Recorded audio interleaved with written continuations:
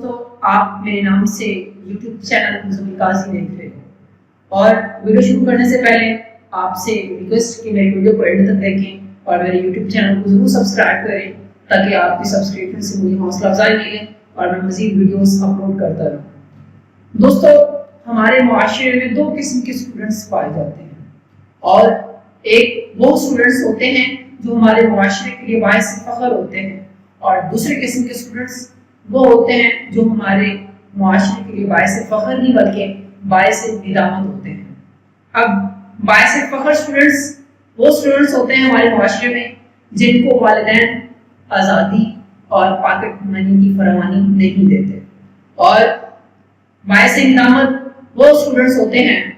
ہمارے معاشرے کے جن کو والدین فراوانی